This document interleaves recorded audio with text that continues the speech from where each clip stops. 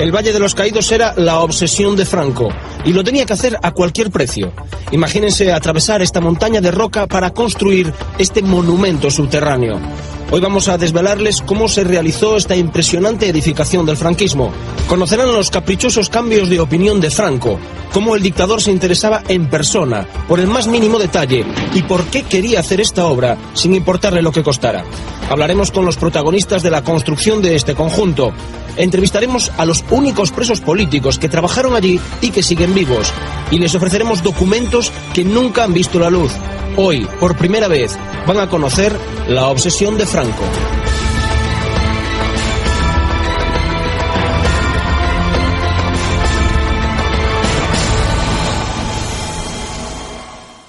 Aquí fue donde Franco encontró lo que quería. El dictador decidió personalmente el lugar de la construcción.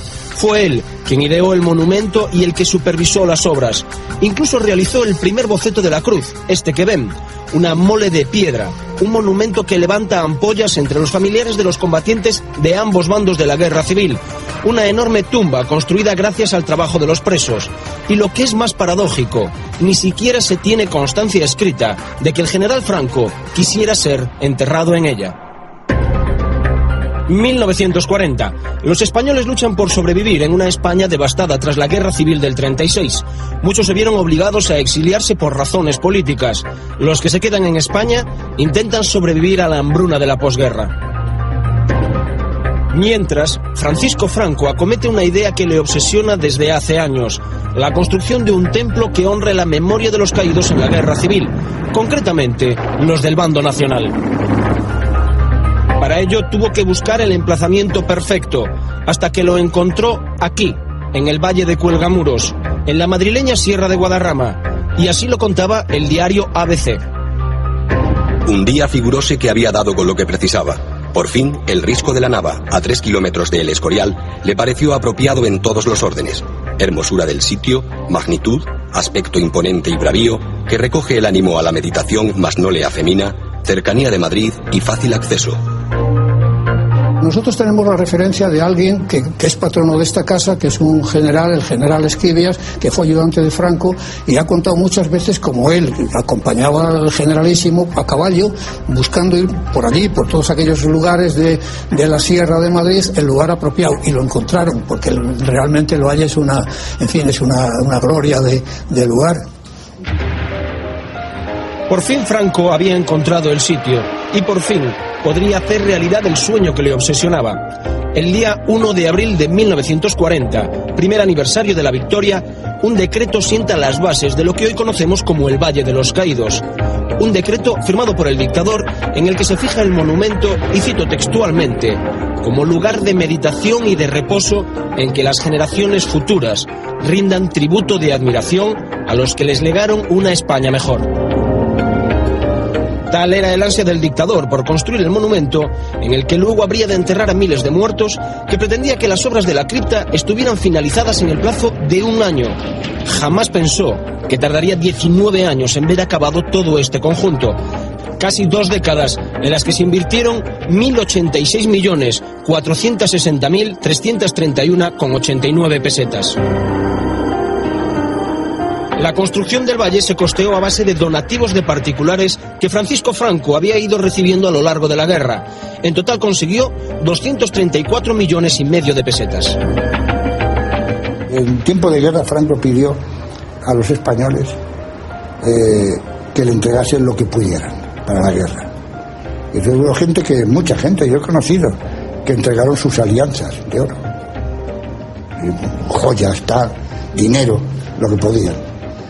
Y Franco no lo utilizó durante la guerra, recuerdas que no hizo falta y no lo utilizó. Entonces con eso empezó a hacer el valle. Llegó un momento en que se empezó a terminar el dinero. En una reunión con Franco pues, se planteó este asunto de que el dinero se iba terminando. Y dijo Franco, pues hay que pensar qué hacemos. Y dijo, pues como no hagamos una lotería. Y se queda serio Franco y dice, sí señor. En efecto, Franco decidió que los beneficios de la lotería del 5 de mayo de cada año fueran destinados a sufragar las obras. Unas obras cuyo primer director sería el arquitecto Pedro Muguruza. Con él comenzarían los trabajos previos, como la perforación de la cripta.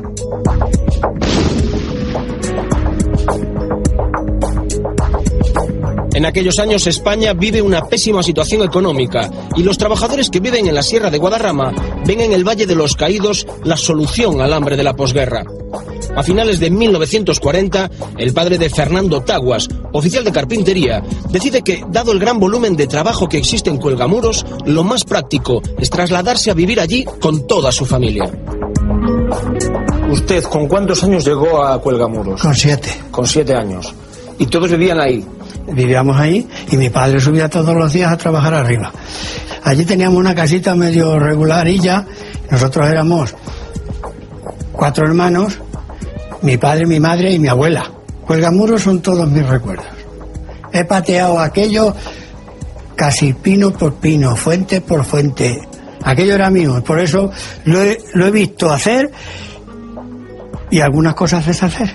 Cuando empecé yo allí, que ya fue en el año 47, aprendí de cantero, ganaba 4 pesetas. ¿Era bueno o era un mal salario? Buenísimo, valía un pan 6. Yo tuve mucho trato, mucho trato, porque comía todos los días, sobre todo en el invierno, comíamos mi padre, mi hermano Rafael y yo en la carpintería.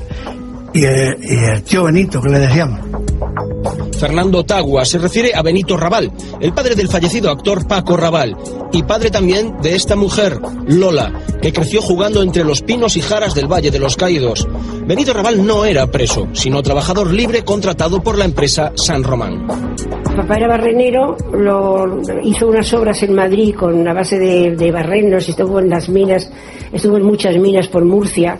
No sé cómo llegó a oídos del ingeniero San Román, que papá había trabajado en las minas y lo contrató. Y entonces, como no había trabajo en Madrid ni había nada y estaban pasando mucha hambre, pues entonces nos fuimos todos a Cuelgamuros, eso, en 1940. Y se vino también mi hermano también. 31 de julio de 1941. Franco está impaciente, como se ve aquí, en el decreto de creación del Consejo de Obras, en el que se afirmaba que había llegado el momento de impulsar decididamente la obra para coronar su término en el menor plazo posible, y se le daba la autoridad y autonomía de gestión para solventar todas las dificultades que las circunstancias presentes puedan presentar. Pero las obras no avanzan con la rapidez que Franco quiere. Se necesita emplear a más trabajadores y la solución está en las cárceles. Hacia finales de 1942, a los obreros, a los empleados libres que trabajan horadando el risco de la Nava, se van incorporando poco a poco presos políticos. La población penitenciaria a principios de los 40 ascendía a 260.000 personas. Era el 1% de los españoles. Hoy hay 67.000 reclusos, es decir, el 0,14% de los habitantes del país. Fue otra de las consecuencias de la guerra civil y la posterior victoria de Franco. Las cárceles estaban abarrotadas. Aprovechando el decreto del 38 sobre redención de penas, que autorizaba el arrendamiento de los presos a empresas privadas que precisaban mano de obra con urgencia, los presos comienzan a trabajar en el valle. El recluso redimía un día o más, según las condiciones, por día trabajado. El actual abad del monasterio lo recuerda bien. Simplemente lo que ocurrió fue la aplicación de una ley que ya estaba vigente en España, la Ley de Redención de Penas por el Trabajo. Pero el hecho de que finalmente vinieran aquí algunas de esas personas se debió no directamente del gobierno, no fue iniciativa del gobierno, fue iniciativa de las empresas que, al encontrarse con dificultades de mano de obra, pensaron efectivamente, recordaron la existencia de esta ley y preguntaron al gobierno: ¿esta ley es aplicable también en este caso? El gobierno respondió afirmativamente y fueron estas empresas las que se presentaron pues en las prisiones para preguntar quiénes deseaban efectivamente venir al valle para trabajar en estas condiciones de redención de penas. Las empresas constructoras se repartieron los trabajos y establecieron 3 destacamentos para que vivieran los empleados. Uno, el del monasterio; otro, el que se encargaba de horadar el risco para hacer la cripta; y el tercero, el que construía la carretera de acceso. De los 2.500 obreros que, según cifras estimadas, trabajaron durante los 20 años que tardó en construirse el valle, unos 1.000 eran presos que reducían sus penas a golpe de trabajo. Un esfuerzo descomunal si tenemos en cuenta que en los años 40 todavía no existían las tuneladoras. Andrés Iniesta, 86 años, fue detenido con tan solo 16. Su delito, ser el hijo del alcalde socialista de Uclés, en Cuenca. Andrés acabó picando piedras en el valle.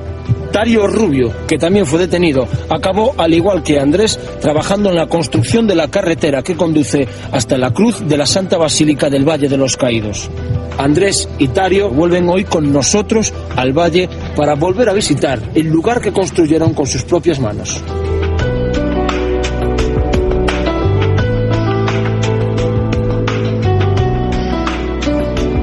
Tario Rubio, sí. Andrés Iniesta. Te he oído nombrar mucho. ¿Usted en qué año llegó aquí? El año 42, sería sobre el 14 de diciembre, más o menos. ¿Y estuvo trabajando en qué zona del Cuelgamuros, del valle? En la carretera de acceso. En la carretera de acceso. Sí. Yo también. ¿Y usted, Andrés, en qué año llegó? En 44. Y también estuvo trabajando en la carretera. Bueno, solamente recuerdo una cosa, que había mucha piedra, cuando el vigilante no veía, nos meábamos dentro del barreno para que al mojar la dinamita no explotara. Y ahora pasar, sí, un boicot. ¿Les apetece ir hasta la carretera? ¿Y recordar el sitio en el que trabajaron?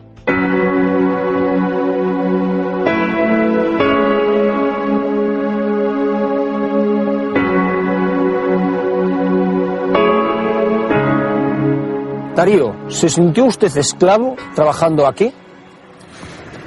Pues esclavo, sí, o sea, un castigado por defender la libertad de nuestro país. ¿Y usted, don Andrés, se sintió un esclavo? ¿Qué quieres que te diga? Lo que usted se sentía. 15 años recién cumplidos el día 10 de julio del año 36. 15 años. Se acabó la guerra con 17. Y aquí. ¿Cómo podría decir? La historia, la poca que hay escrita sobre el Valle de los Caídos, asegura que los presos acudían de forma voluntaria a trabajar al valle para redimir penas. La realidad, al menos la de Andrés y Tario, es bien distinta. ¿Cómo fue su llegada al Valle de los Caídos? ¿Dónde estaba y cómo le comunicaron que vendría a trabajar al valle? En la cárcel. ¿Estaba usted en la cárcel? En Ocaña. En Ocaña. ¿Y cómo fue? ¿Llegaron un día allí? Llegaron un día allí con un camión para cargarlo de carne cruda, que éramos nosotros. Y nos formaron en el patio a unos 100 en fila, y uno a uno nos reconocieron. ¿Y cómo hacía el reconocimiento?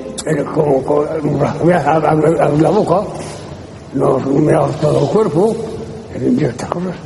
Para ver si estaban sanos. Eso es. Nos cargan en un tren borreguero toda la noche andando con el tren, y por una estación que no sé cuál es. Allá nos esperaban unos camiones, y aquellos camiones nos cargaron como si fuéramos un bestial, Y al otro día nos hacen por mar, nos dan a unos un pico y al otro la pala, y andando llegamos a una pista. ¿Y ese fue su primer día en el Valle de los Caídos? Exactamente. Como les decíamos, alrededor de 1.000 presos políticos participaron en la construcción del conjunto arquitectónico. El Estado cobraba a las empresas 10 pesetas con 50 al día por el alquiler de cada preso, pero el recluso solo recibía 50 céntimos, un negocio redondo tanto para las empresas como para el Estado. ¿A ustedes les pagaban por trabajar en la construcción de la carretera del Valle? A mí sí, 50 céntimos. De peseta. 50 céntimos por día. Nos pagaban al final de semana. Nos lo daban en dinero. En pesetas. ¿Sabes lo que es de julio? No. Papel hecho dinero. ¿Cuántos pagares? Vale por 10 reales, vale por pena. El momento más duro. Todo. No había nada ni uno ni uno, todo igual. Andrés y Tario son 2 de los 3 únicos presos políticos que trabajaron en Cuelgamuros y siguen vivos. El otro es este hombre, Nicolás Sánchez Albornoz, que no quiere volver a pisar el valle. Él también cumplió parte de su condena como preso político en Cuelgamuros. Hijo de Claudio Sánchez Albornoz, presidente de la República en el exilio, Nicolás había sido detenido en 1947 junto a Manuel Lamana por hacer pintadas en los muros de la Facultad de Filosofía de la Universidad Complutense y repartir pasquines comunistas. Nicolás fue condenado a 6 años de cárcel y fue enviado al destacamento del monasterio como escribiente. ¿Recuerda usted cuántos trabajadores penados había en el destacamento del monasterio en el que estaba usted en el momento que estuvo usted? Lo recuerdo porque yo era el escribiente y recuerdo la cifra, éramos 113. ¿Y la vida de sus compañeros y la suya propia, cómo transcurría en un día normal? Nos levantaban a las 7 de la mañana, había que desayunar un cazo ahí de achicoria que pasaba por café y cada uno a trabajar. Y los funcionarios contaban los presos cada 3 horas, salvo a la noche, que nos dejaban dormir desde el último recuento de las 11 de las 12 de la noche hasta las 6 de la mañana, una cosa así. Andrés Iniesta tiene peores recuerdos de su paso por Cuelgamuros. ¿Sabes lo que son almortas? No. Es una cosa parecida al garbanzo, que se cría dentro de una vaina.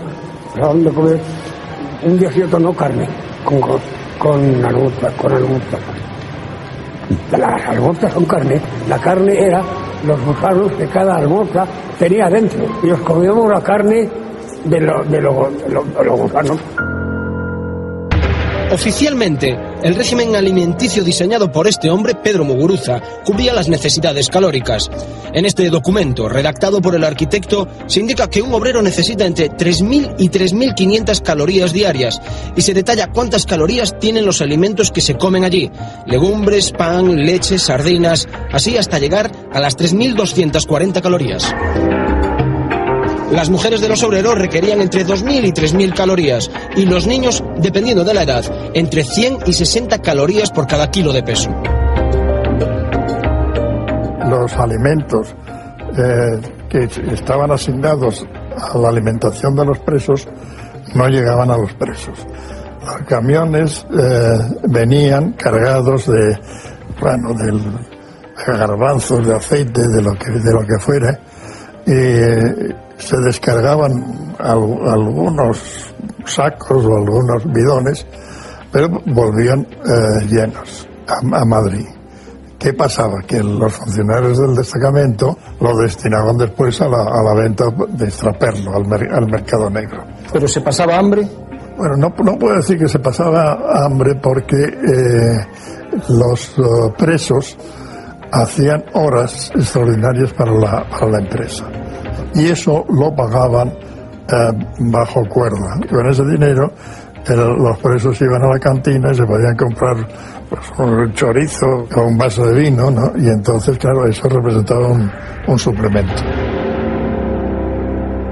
Muchos presos, tras redimir sus penas, continuaron trabajando en el valle para las empresas que les contrataban.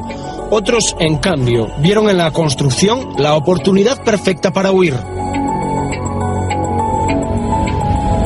Fernando Colomo llevó al cine con su película Los años bárbaros la fuga de Manuel Lamana y Nicolás Sánchez Albornoz, una fuga de película. Tras haber sido detenidos y condenados, Sánchez Albornoz a 6 años y Lamana a 4 pasaron por el penal de Carabanchel y luego fueron trasladados al Valle de los Caídos. 4 meses después de llegar a Cuelgamuros, el 8 de agosto de 1948, burlan a los vigilantes y se adentran en la sierra madrileña. Coge tu chaqueta. Coge tu chaqueta. Si ya no llegamos. Tenemos como 2 horas andando. Fuera les esperan el antropólogo Paco Benet, hermano del escritor John Benet, y 2 americanas, la periodista Bárbara Prost y Bárbara Myler, hermana del escritor Norman Mailer. Don Nicolás, reciben ayuda desde el exterior, vienen en un coche. A la cita era delante del monasterio del Escorial, ¿no? O sea que Lamana y usted tuvieron que ir andando desde Cuelgamuros hasta el Escorial. Así es. 14 kilómetros. Lo recogen en el Escorial y el siguiente destino. Encaminarnos a Barcelona. ¿Hubo algún problema durante el viaje? Con percances, no sé qué pieza se rompió, tuvimos que esperar a que la arreglaran y todo eso tuvo un inconveniente importante porque, claro, nos retrasamos la llegada a Barcelona. No pudimos estar con el guía que nos iba a transportar, no había quien nos pasara, ni tampoco teníamos dónde alojarnos. Y entonces allí uno que hacía de enlace nos dijo, pero sí es muy fácil eso, en tal punto de la carretera hay que tirarse al monte y en 4 horas está en Francia. Pero claro, yo no conocía eso, en vez de 4 horas pues fueron 3 días. A todo eso me rompí un tobillo. ¿En algún momento pensó que los pillaban? A cada 20 kilómetros había una pareja de la Guardia Civil pidiendo los papeles. ¿Y nunca tuvieron ningún problema, ningún momento? No, teníamos unos papeles perfectamente falsificados. Y con unas chicas con pasaporte americano tal, y pues pensarían que andábamos de juerga, pero sí, no de fuma. Tras fugarse, Nicolás estuvo 18 años exiliado en Argentina. Mientras tanto, los trabajadores libres que vivían en el valle, como el padre de Fernando Taguas, establecían estrechas relaciones con los presos. Yo estaba siempre con ellos, porque era un crío, me daban cariño, me acuerdo que tenían un gorrión, siempre iba al gorrión allá a comer, digo, ¿y qué le había hecho? Y un mirlo también. Y es que le habían cortado el pico de abajo y no podía comer nada más que en una taza. Y claro, si quería comer tenía que ir allí. O sea que los presos hicieron preso al gorrión. Los presos allí no les dieron casa. Lo que pasa es que hacían chabolillas por allí y venían las mujeres y los hijos y estaban allí el fin de semana. Tanta relación tuvo Taguas con los presos políticos que acabó casándose con la hermana de uno de ellos. Antonia también trabajaba en el valle sirviendo comidas a los reclusos y obreros que trabajaban para Huarte. La boda de Fernando y Antonia fue la tercera que se celebró en el Valle de los Caídos. ¿Y a usted no le dijeron nada ni se hablaba nada porque se acabase casando con la hermana de un preso? A mí no. Porque mi cuñado, cuando yo me casé, ha sido una excelente persona. Ha sido una persona maravillosa para mí.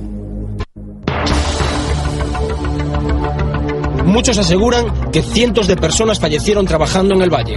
Aunque oficialmente solo una quincena de personas murieron en accidente laboral, lo cierto es que de los trabajadores de la cripta, de los que picaron una y otra vez la roca para hacer el impresionante hueco, a día de hoy ni uno está vivo.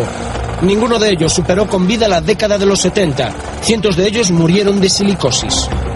El estar barrenando en la piedra es como el estar haciendo las minas, ¿eh?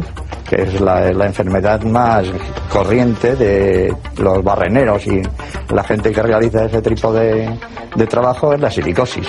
Se le van poniendo el polvo en los pulmones hasta que le llega a uno a agotar, que no puede respirar. José Luis Orejas llegó al valle a finales de los 40. Su padre, un preso político que trabajaba allí para redimir su condena, formaba parte del equipo sanitario que atendía a los que se ponían enfermos. Era practicante. Pasaban consulta, tanto por la mañana como por la tarde, y luego también estaban muy pendientes de los accidentes, ¿eh? Lo cual, desgraciadamente, pues era relativamente frecuente. Ángel Lausín también vivió allí durante la construcción del monumento. Su padre, también preso político, era el médico que atendía a los obreros. Eran problemas sobre todo los infantiles, en los que por las condiciones higiénicas en aquella época no eran buenas, porque los críos vivían con sus madres en unas chabolas, casas que se dejaban hacer a ellos allí, pues las condiciones higiénicas eran malas. Quienes vivieron allí recuerdan perfectamente los accidentes mortales que se produjeron. Un amigo, muy amigo mío, era un poco mayor que yo, que cayó de la Piedad, un chico joven, un gitano, Heredia. Recuerdo otro que cayó, se fue muy desagradable.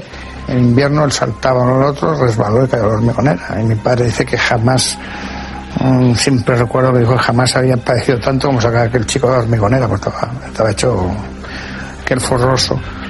El señor Domingo, que le explotó la dinamita al baño María, y era un domingo, y no había nadie, y explotó, y dejó todos los talleres lisos,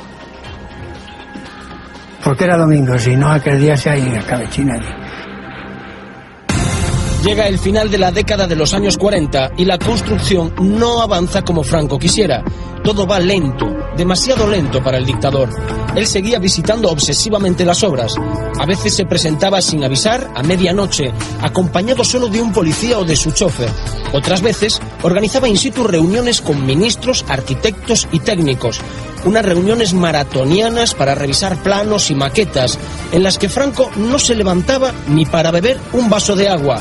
Algunos testigos recuerdan cómo los ministros salían a escondidas a comerse un bocadillo que llevaban en el bolsillo.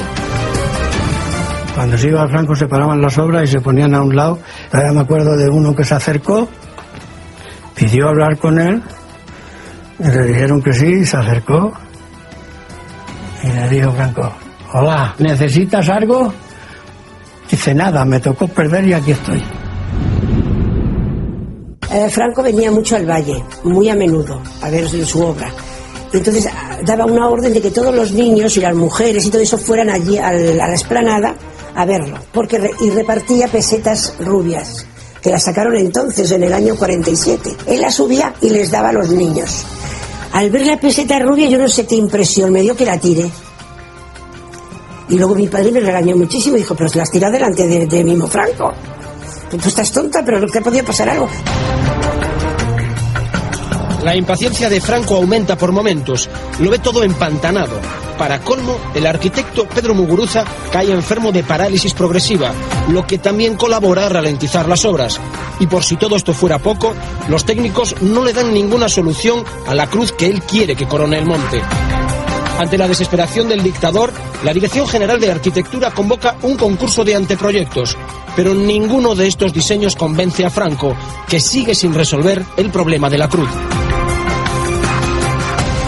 La enfermedad de Pedro Muguruza le hace renunciar a la dirección de las obras. Le sustituye Diego Méndez, un hombre de carácter, muy resuelto, pero también muy polémico, que parece tener las ideas muy claras. La llegada de Diego Méndez supuso la continuación de las obras, siempre siguiendo primero los proyectos de Pedro Muguruza, y luego Diego Méndez le dio también su toque, digamos, personal. Para Diego Méndez, y es una cosa humanamente entendible, era la oportunidad dorada de todo arquitecto que solamente una vez en la vida se le presentaba. Por aquel entonces, principios de los 50, eran pocos los presos que quedaban trabajando en el Valle, porque ya habían redimido su pena desde que comenzaron los trabajos. Muchos fueron contratados por las empresas después de cumplir su condena como obreros libres. Poco después de ponerse Méndez al frente de las obras, según llegó a contar él mismo, le pidió a Franco que dejara en libertad a los pocos presos que aún quedaban. Los presos estuvieron, pues yo creo que aproximadamente hasta el año 50 o así, que fue cuando ya empezó la empresa principal, que fue Huarte, y entonces cuando llegó Huarte ya no había presos políticos. Estaban presos, pero con cierta libertad. El propio Méndez describía así el trabajo de los penados en el libro La verdadera historia del Valle de los Caídos, del escritor Daniel Sueiro. No es que ellos tuvieran conciencia de que eran unos criminales. Eran tan primitivos, que hacían las cosas como puede hacerlas un bicho cualquiera, sin conciencia ninguna de lo que hacían. ¿Cómo voy a decir yo? Como quien mata una cucaracha. Con ellos y con el resto de los obreros, Méndez prosiguió el trabajo. Poco después, en una de sus frecuentes visitas, Franco entró en la cripta y quedó estupefacto.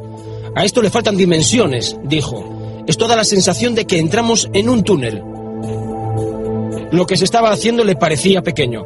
La cripta era de 11 metros de alto por 11 de ancho.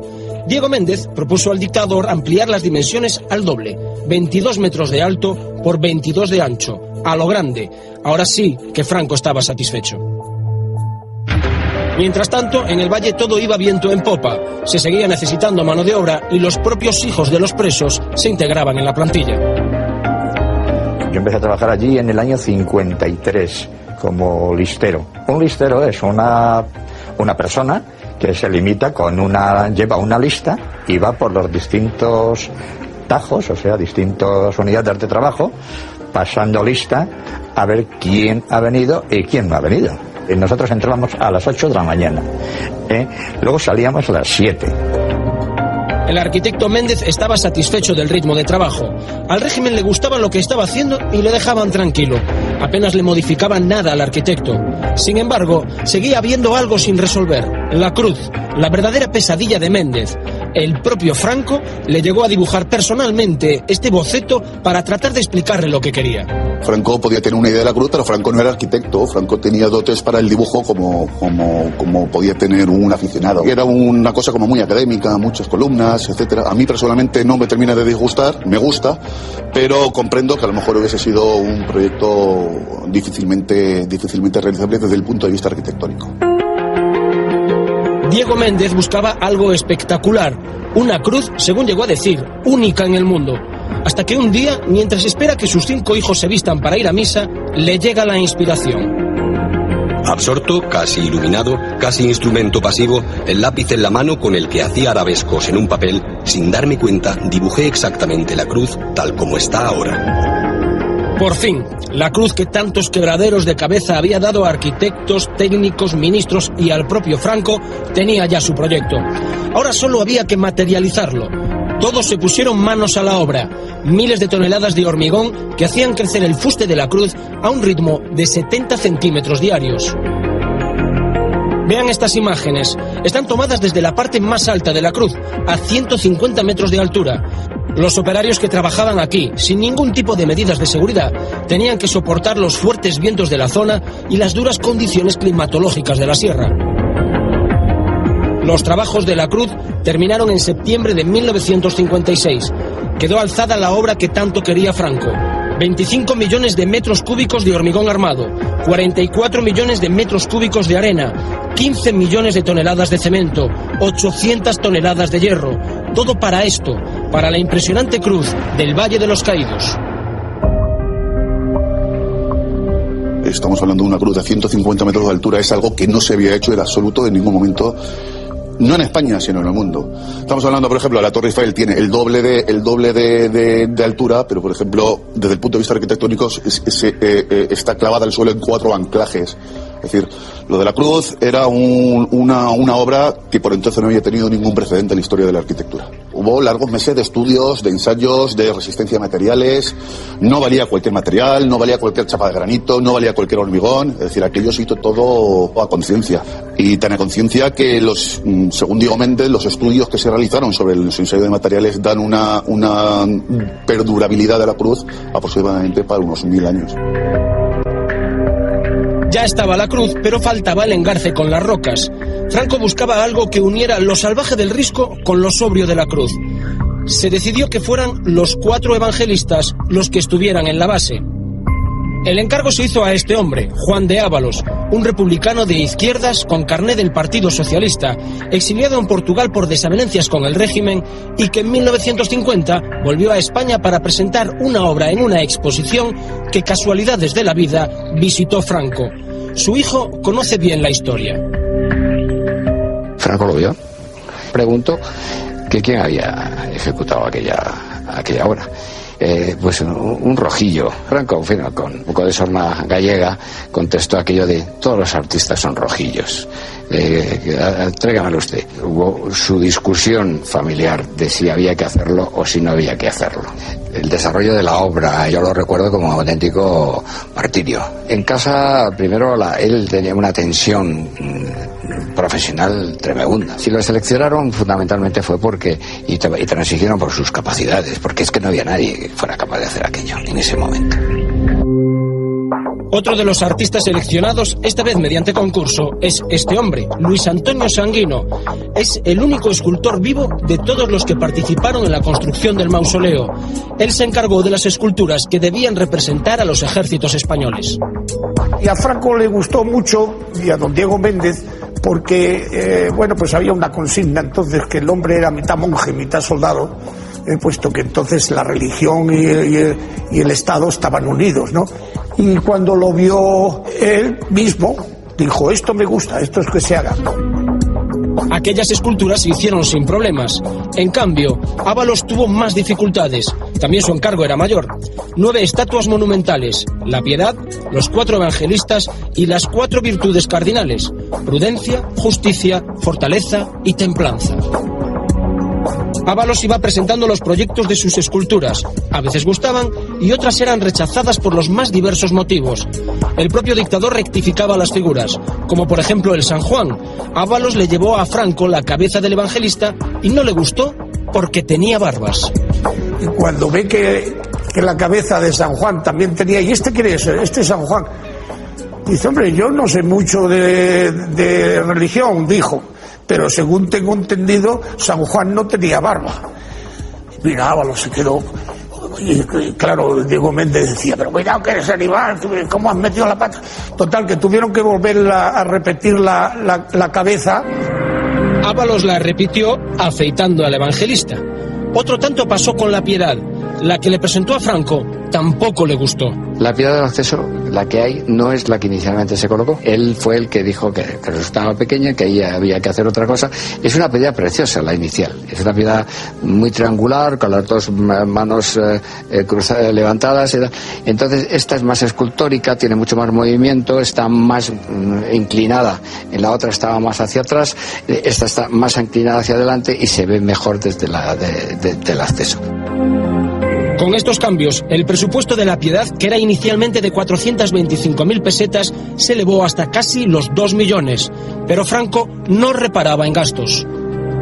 Se hacía un dibujo, decía, bueno, si la puerta tiene que ir así, La Piedad arriba, tal cual. Una puerta de esas pues debía costar, yo que sé, un montón. Y cuando ya estaba terminada, venía y miraba y decía, no me gusta. No, la quiero tirarla, entera. Al ver todo el mundo que aquello costaba muchísimo y todo eso, Ábalos le dijo a él, a Franco, ¿por qué no lo hacemos en escayola? Usted lo ve y si le gusta lo hacemos. Ah, no quiero escayolas. Y entonces aquella puerta se repitió, no te diré, no sé los veces, pero muchas. Era tremendo el esfuerzo para, de las piezas originales, descomponerlas por hiladas, cortar cada hilada en trozo, cada trozo que pesara un máximo de 1.200, 1.300 kilos, retallarlo en calatorao, montarlo, sujetarlos con grapas, rellenar de hormigón aquello. Y mi padre esto no cobró por la dirección de las obras. Juan de Ábalos cobró 900.000 pesetas por sus trabajos. En total, unas 80 esculturas, entre cambios de proyectos, rectificaciones y obras definitivas. Él estaba muy satisfecho, aunque habíamos pasado muy malos ratos. Habíamos recibido anónimos de muerte en casa de ambos bandos. Y si Juan de Ábalos era militante socialista, otro de los escultores del Valle era nacionalista vasco. Se trata de Julio Beovide, el autor del Cristo crucificado del altar mayor. Beovide recibió el encargo de la escultura, sin saber que era Franco el que lo había pedido. Sus allegados temían que se negara. Le dijeron que se trataba de un cliente americano. Y al dictador, por supuesto, tampoco le informaron de que un nacionalista vasco estaba haciendo el Cristo. Al final, Beovide, tras cobrar su talón por 20.000 pesetas, se enteró del verdadero destino de la obra. El Cristo fue colocado sobre una cruz de enebro que, según contaba la prensa de la época, había sido talado personalmente por Franco en los bosques de Río Frío. Otro síntoma del control exhaustivo del dictador sobre todo cuanto rodeaba al valle. Franco anunciaba de que iba a bajar y ahora lo arreglábamos todo porque iba a venir a ver las esculturas y las veía y... Pues está muy bien. Algunas veces queríamos preguntarle algo, pero aquel enano, que era muy bajito, tenía una especie de empaque que cuando llegaba él se te hacía un nudo en la garganta y no eras capaz de preguntarle nada. Observen ahora estos monolitos. También están en el Valle de los Caídos. Franco tenía conocimiento de su existencia desde 1940 y ya entonces sabía que los quería aquí. Fueron labrados en una sola pieza en el siglo XVI y estaban olvidados en unas canteras de Toledo. Su nombre, los Juanelos, se deben a su escultor, el italiano Juanello Turriano. 11 metros de altura, 1,45 de diámetro y 54 toneladas de peso cada uno, que tuvieron que ser transportados mediante unas plataformas especiales creadas al efecto. Diseñan unos camiones con unas plataformas, con unos cables de acero, etcétera, porque el Juanello tenía que ir absolutamente en el aire. No podía apoyar en ningún sitio porque si apoya en la plataforma del camión en cualquier bache, parte el Juanello por el medio, por el sitio más débil. Entonces, sí, supuso, para allí por donde pasaba, supuso un acontecimiento en cualquiera de las poblaciones, primero toledanas y después madrileñas por las que pasó. Año 1957. Las obras están a punto de terminar. Unos 2.000 obreros, ya todos libres, siguen trabajando en turnos de 8 horas. llega el momento de avanzar en las conversaciones que se habían iniciado con los religiosos de la abadía de Silos para ocuparse del culto en la basílica. Pero antes había que resolver un curioso problema. El monasterio que les había diseñado Muguruza estaba a unos cientos de metros de la entrada posterior de la cripta, y a los monjes les pareció extremadamente incómodo. El que luego sería el abad, Fray Justo Pérez de Urbel, lo dejó claro ante el arquitecto, como recoge el periodista Daniel Sueiro en su libro La verdadera historia del Valle de los Caídos. Esto tiene un gran inconveniente. Si quieren ustedes que nosotros seamos los monjes de esto, con esta distancia inmensa que hay de un sitio a otro, nosotros tenemos que levantarnos de noche y esto está a medio kilómetro del santuario. Así que yo creo que esto no va a servir. Así que convencieron a Franco para que el edificio ya construido se destinara a hospedería y centro de estudios sociales y se hiciera una abadía nueva adosada al monte, de tal modo que permitiera a los religiosos acceder a la basílica a través de una galería subterránea sin tener que pasar frío. Salvado el escollo, se publica el decreto ley de 23 de agosto de 1957 por el que se establece la fundación de la Santa Cruz del Valle de los Caídos bajo el alto patronato del jefe del Estado. En este documento se otorga a la fundación la titularidad del monumento y se fijan sus fines: rogar a Dios por las almas de los muertos en la Cruzada Nacional, impetrar las bendiciones del Altísimo para España y laborar por el conocimiento e implantación de la paz entre los hombres. ¿Qué funciones le solicitan a los benedictinos Francisco Franco cuando les encarga la gestión de la parte sagrada de este monumento? Básicamente, el asegurar un culto en la basílica. Se quería también que una parte de ese culto estuviera dirigida precisamente a lo que es una de las finalidades fundamentales, el hecho de orar permanentemente por los caídos que iban a reposar en la basílica. Una vez alcanzado el acuerdo con los benedictinos, se firma el compromiso en 1958 entre el abad y Luis Carrero Blanco. Entre otras cosas, se recoge que los religiosos se comprometen a celebrar cada 20 de noviembre una misa que, según se recoge en el texto, será en honor de todos los caídos de nuestra cruzada. También se recoge que cada uno de los 18 monjes que van a vivir en este lugar cobrarán en concepto de manutención 44 pesetas al día. Para que se hagan una idea, un albañil cobraba por aquel entonces en torno a 36 pesetas. El kilo de pan costaba 7 pesetas y media, el de patatas 2 pesetas y 20 céntimos, un litro de leche costaba 4 pesetas. Con el monumento terminado, entra la fase decisiva de la enorme operación que el régimen organizó para trasladar hasta el valle los restos de decenas de miles de muertos durante la guerra. Fue, como se ha contado en otro reportaje, la Operación Caídos. El gobierno de Franco había pedido a los gobiernos civiles, ayuntamientos y autoridades eclesiásticas que trasladaran hasta aquí los restos de los muertos durante la guerra civil. Inicialmente se pretendía que fueran los caídos del bando nacional. Pero ante la negativa de muchos familiares, el régimen dio un giro y amplió el objetivo a los combatientes de ambos bandos. Así, a falta de un año para la inauguración del monumento, el Ministerio de la Gobernación solicitó a las autoridades locales una relación detallada de las fosas comunes existentes en cada zona y de todos los muertos enterrados en cementerios católicos, iglesias o panteones. Se movilizó a todo el país. El gobierno de Franco estableció 4 categorías de restos: los de clase A, enterrados en cementerios parroquiales, iglesias o panteones que estuvieran identificados y para cuyo traslado se necesitaba el consentimiento de los familiares. Los de clase B eran los enterrados en cementerios, iglesias o panteones, pero que al estar en una fosa colectiva no pudieran ser identificados individualmente. Los de clase C engloba a los enterrados en fosas abiertas, en trincheras, cunetas o en medio del campo, algo a lo que le llaman eufemísticamente cementerios especiales, siempre que pudieran ser trasladados de forma individual. Y por último, la clase D, enterrados en cementerios especiales y que no estuvieran identificados. Como vemos, solo para mover los cadáveres de la clase A era necesaria la conformidad familiar. Así, la mayoría de las veces de forma clandestina y en camiones como este, fueron llegando los restos desde distintos puntos de España hasta el valle. Y aquí, como vemos en estas fotos, se disponían en los columbarios, es decir, en las estancias preparadas al efecto a ambos lados de la basílica. A pie de columbario se anotaban en el libro de registro. Este programa pudo examinar este libro. Aquí constan 33.847 cadáveres inhumados. Sin embargo, según el propio abad del Valle de los Caídos, puede que haya muchos más. El cálculo final que se hizo fue casi sistemáticamente a la baja.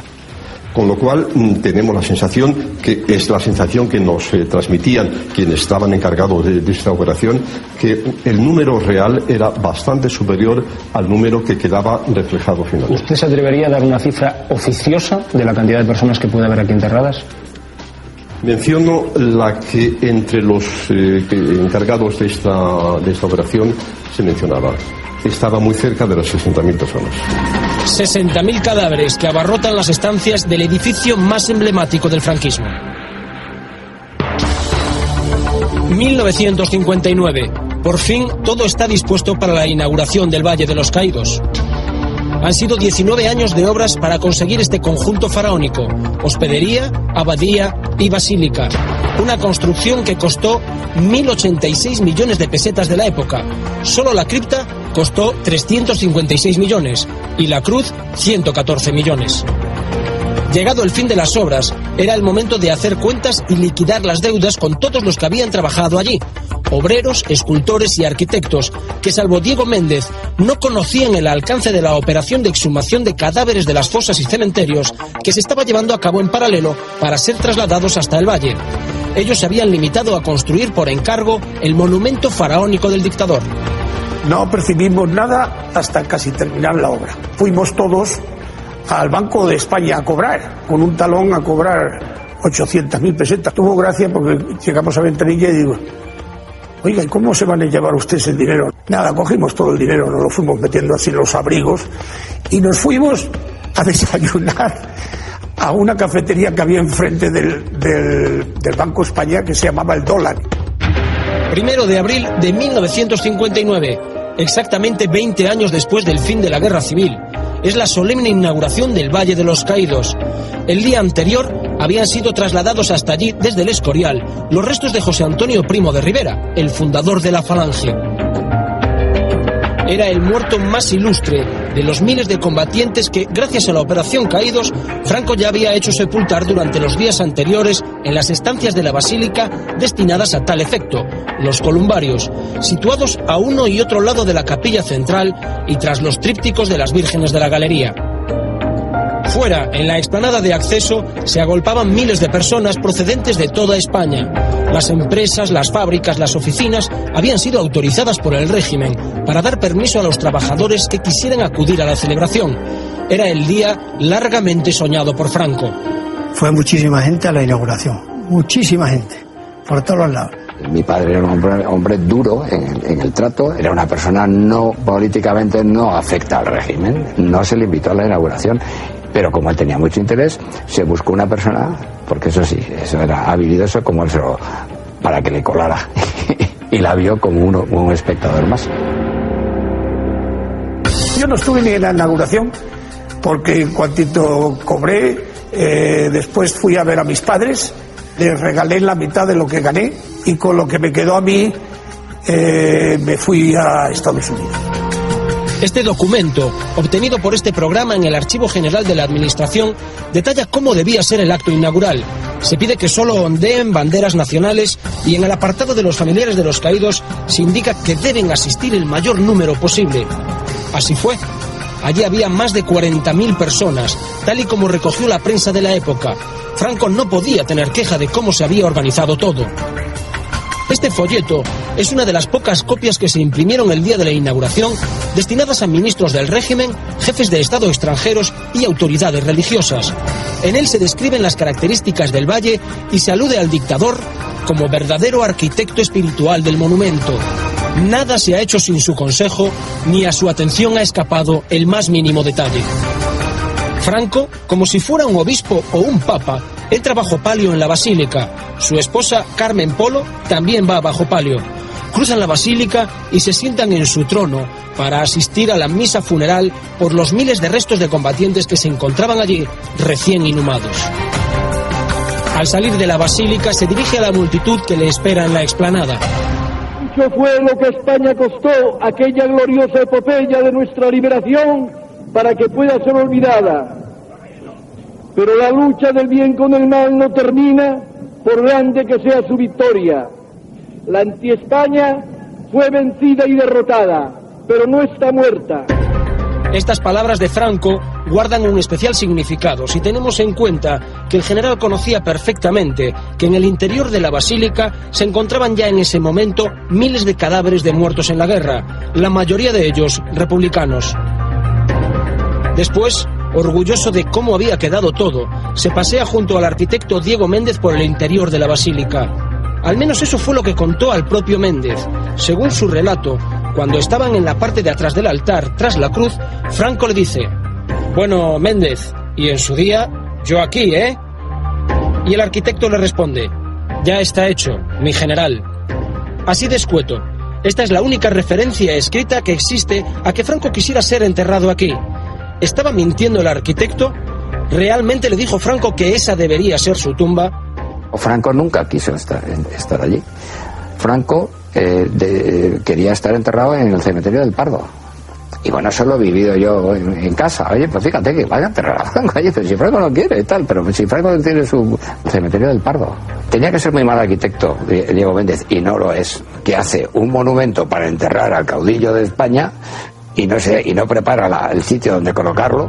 No, Franco no quiso nunca no quiso en ningún instante y que aquello fuera el monumento, que aquello fuera la pirámide para el faraón. La determinación de que Franco vaya allí es una determinación de última hora. De tal manera es así que la sepultura de Franco han de excavarla en el último tiempo y plantea incluso muchas dificultades. Hubo que desviar tuberías, hubo que desviar instalaciones, todo eso hubo que cincarlo absolutamente todo y colocar en el último momento la lápida para que se enterrara Franco allí. Y si algo además hay que añadir, Franco está, diríamos, no en el lugar de honor, Franco está a la espalda, como usted sabe, del altar mayor. Es un enterramiento que hacen, ya le digo, de ultimísima hora. Sin embargo, ya en 1959 se comentaba en algunos círculos que el monumento iba a alojar la tumba de Franco. El propio folleto informativo que se distribuyó el día de la inauguración del Valle se hacía eco de rumores sobre la idea megalomaníaca del jefe del Estado que se preparaba en vida el más fastuoso mausoleo, y aclara que nadie puede afirmar que haya proferido el jefe del Estado palabras que pudieran justificar tal rumor, aun del modo más vago e indirecto. Es más, nadie que conozca los planos puede señalar el menor indicio de que se haya previsto, ni lejanamente, un posible emplazamiento donde en el futuro pudieran reposar los restos mortales del hoy jefe del Estado. Lo deseara o no, lo cierto es que es aquí donde reposa el cadáver del dictador, detrás del fundador de la Falange y junto a los restos de miles de españoles muertos durante la Guerra Civil, la mayoría republicanos, trasladados hasta aquí, muchas veces de forma clandestina, sin que lo supieran sus familias. Un monumento funerario, una enorme tumba que cada año visitan miles de personas y que hoy, para este programa, recorren dos hombres que forman parte de la historia viva de este mausoleo, Andrés y Tario, dos presos políticos que redimieron sus condenas construyéndolo, una página de sus vidas imposible de olvidar.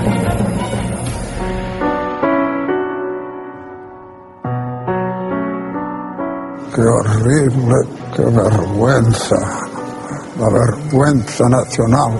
¿Cuántos compañeros morirían aquí? No lo sabremos nunca. Criminales fascistas. El pueblo no sabe nada de todo lo que pasó aquí. Nunca se nos pagará los sufrimientos que nos hicieron esta pandilla. Ahí lo tienes. Ya.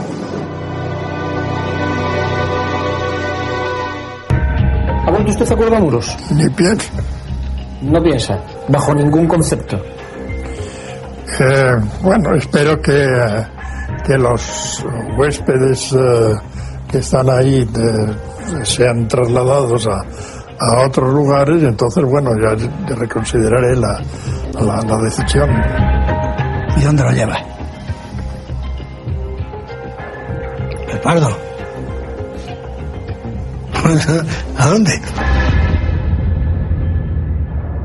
Un monumento para muchos molesto y al que los sucesivos gobiernos de la democracia no han dado respuesta sobre su futuro. Es algo así como un documento de la historia de España que, como todos los documentos, cualquiera que sea su contenido, debe ser preservado para el futuro de este país, para nuestro propio conocimiento, para que en función de las lecciones que han sido recogidas aquí, el futuro nos permita evitar situaciones tan completamente violentas como las que hemos vivido. Si aceptamos que aquello es un lugar donde no se van a más que a rezar por los muertos de España, de que en aquel lugar hay muertos de España de todos los colores, y de que aquel lugar los frailes, la comunidad no hace otra cosa que preces y oraciones, ¿por qué vamos a buscarle otro enclave, otra determinación? Es el lugar que tiene. ¿Qué se puede hacer allí? Hoteles de 5 estrellas o de 7 estrellas. Explicar cómo se construye, quién lo construye, explicarlo todo y museizarlo como un monumento del pasado, pero que sirva para el presente, para entender este pasado nuestro, ¿no? Un lugar de oración, una gigantesca tumba con miles de restos. Lo cierto es que el Valle de los Caídos está plagado de simbología de la dictadura y solo desde el año pasado, cuando se aprobó la Ley de la Memoria Histórica, están prohibidos los actos de exaltación del franquismo. ¿Qué le gustaría a usted que se hiciese en el futuro con el Valle de los Caídos? Vaciarlos de los verdugos que allí están enterrados, vaciarlos de aquellos restos de personas republicanas que sus familiares y deudos sepan que están allí, los localicen y quieran llevárselos. Tendrá que pasar tiempo y bien pudiera ser un centro de estudios, de investigación sobre la dictadura, la guerra. Tienen además una magnífica biblioteca sobre movimientos sociales. Yo creo que ese sería un poco el futuro. Pondría también un gran cartel con unas letras que hasta los miopes lo pudieran leer. ¿Qué es lo que van a ver? ¿Cómo se construyó y quién lo construyó y de qué manera? ¿Usted qué haría con el Valle de los Caídos? Derruirlo, totalmente. Es un mal recuerdo para usted. Para mí. Pero entonces, ¿cómo se sabrían los sufrimientos?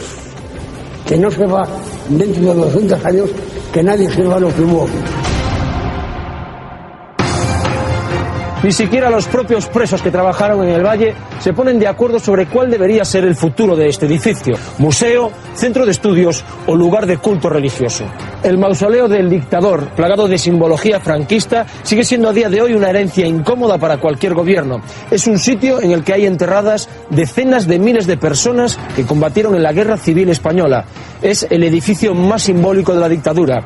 Es la obsesión de Franco. Los españoles luchan por sobrevivir en una España devastada tras la Guerra Civil del 36. Muchos se vieron obligados a exiliarse por razones políticas. Los que se quedan en España intentan sobrevivir a la hambruna de la posguerra. Mientras, Francisco Franco acomete una idea que le obsesiona desde hace años: la construcción de un templo que honre la memoria de los caídos en la Guerra Civil, concretamente los del bando nacional. Para ello tuvo que buscar el emplazamiento perfecto, hasta que lo encontró aquí, en el Valle de Cuelgamuros, en la madrileña Sierra de Guadarrama, y así lo contaba el diario ABC. Un día figuróse que había dado con lo que precisaba. Por fin, el risco de la Nava, a 3 kilómetros de El Escorial, le pareció apropiado en todos los órdenes. Hermosura del sitio, magnitud, aspecto imponente y bravío, que recoge el ánimo a la meditación mas no le afemina, cercanía de Madrid y fácil acceso. Nosotros tenemos la referencia de alguien que es patrono de esta casa, que es un general, el general Esquivias, que fue ayudante de Franco, y ha contado muchas veces como él acompañaba al generalísimo a caballo, buscando ir por allí, por todos aquellos lugares de la Sierra de Madrid, el lugar apropiado, y lo encontraron, porque realmente lo hay, es una gloria de lugar. Por fin Franco había encontrado el sitio, y por fin podría hacer realidad el sueño que le obsesionaba. O aquello casi pino por pino, fuente por fuente. Aquello era mío, por eso lo he visto hacer y algunas cosas deshacer. Cuando empecé yo allí, que ya fue en el año 47, aprendí de cantero, ganaba 4 pesetas. ¿Era bueno o era un mal salario? Buenísimo, valía un pan 6. Yo tuve mucho trato, mucho trato, porque comía todos los días, sobre todo en el invierno, comíamos mi padre, mi hermano Rafael y yo en la carpintería. Y el tío Benito, que le decíamos. Fernando Tagua se refiere a Benito Raval, el padre del fallecido actor Paco Raval, y padre también de esta mujer, Lola, que creció jugando entre los pinos y jaras del Valle de los Caídos.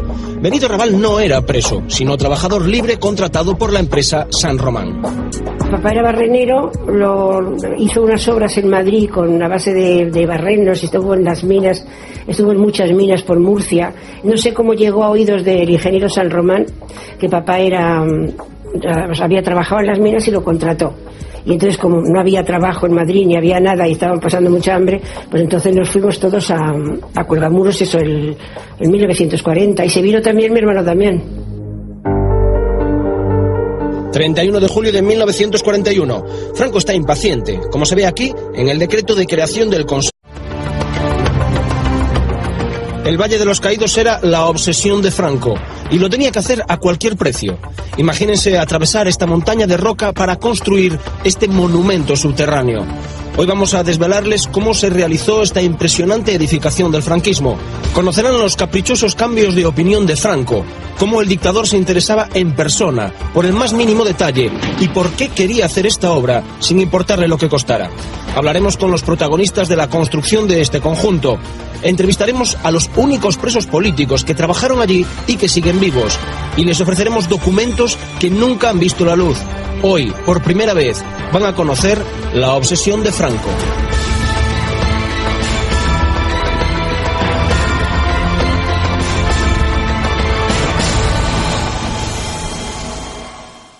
Aquí fue donde Franco encontró lo que quería. El dictador decidió personalmente el lugar de la construcción. Fue él quien ideó el monumento y el que supervisó las obras. Incluso realizó el primer boceto de la cruz, este que ven, una mole de piedra, un monumento que levanta ampollas entre los familiares de los combatientes de ambos bandos de la guerra civil. Una enorme tumba construida gracias al trabajo de los presos. Y lo que es más paradójico, ni siquiera se tiene constancia escrita de que el general Franco quisiera ser enterrado en ella. 1940. El día 1 de abril de 1940, primer aniversario de la victoria, un decreto sienta las bases de lo que hoy conocemos como el Valle de los Caídos. Un decreto firmado por el dictador en el que se fija el monumento, y cito textualmente, como lugar de meditación y de reposo en que las generaciones futuras rindan tributo de admiración a los que les legaron una España mejor. Tal era el ansia del dictador por construir el monumento en el que luego habría de enterrar a miles de muertos, que pretendía que las obras de la cripta estuvieran finalizadas en el plazo de un año. Jamás pensó que tardaría 19 años en ver acabado todo este conjunto. Casi 2 décadas en las que se invirtieron 1.086.460.331,89 pesetas. La construcción del valle se costeó a base de donativos de particulares que Francisco Franco había ido recibiendo a lo largo de la guerra. En total consiguió 234,5 millones de pesetas. En tiempo de guerra Franco pidió a los españoles que le entregasen lo que pudieran para la guerra. Y hubo mucha gente, yo he conocido, que entregaron sus alianzas de oro, joyas, dinero, lo que podían. Y Franco no lo utilizó durante la guerra, recuerdas que no hizo falta y no lo utilizó. Entonces con eso empezó a hacer el valle. Llegó un momento en que se empezó a terminar el dinero. En una reunión con Franco pues, se planteó este asunto de que el dinero se iba terminando.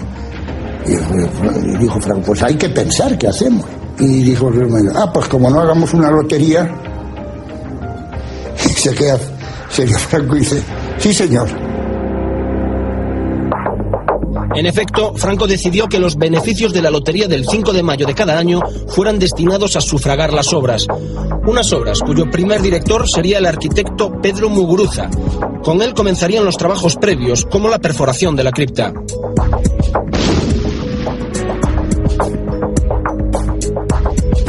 En aquellos años España vive una pésima situación económica y los trabajadores que viven en la Sierra de Guadarrama ven en el Valle de los Caídos la solución al hambre de la posguerra. A finales de 1940, el padre de Fernando Taguas, oficial de carpintería, decide que, dado el gran volumen de trabajo que existe en Cuelgamuros, lo más práctico es trasladarse a vivir allí con toda su familia. ¿Usted con cuántos años llegó a Cuelgamuros? Con 7. Con 7 años. ¿Y todos vivían ahí? Vivíamos ahí y mi padre subía todos los días a trabajar arriba. Allí teníamos una casita medio regularilla. Nosotros éramos 4 hermanos, mi padre, mi madre y mi abuela. Cuelgamuros son todos mis recuerdos. He pateado